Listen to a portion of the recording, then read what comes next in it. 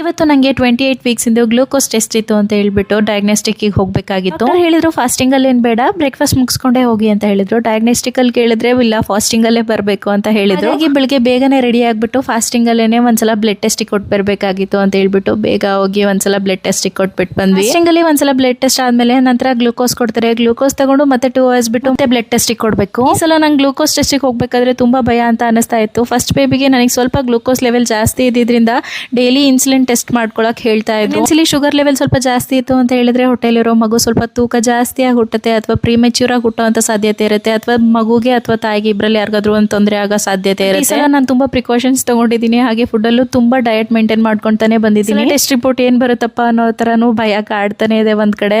Test ಮುಗಿಸ್ಕೊಂಡು ಬರೋ ಅಷ್ಟರೊಳಗೆ ತುಂಬಾನೇ ಹಸುವಾಗ್ಬಿಟ್ಟಿತ್ತು. ರಾತ್ರಿನೇ ಓಟ್ಸ್ ನ ನೆನ್ಗಿಟ್ಟಿದ್ದೆ.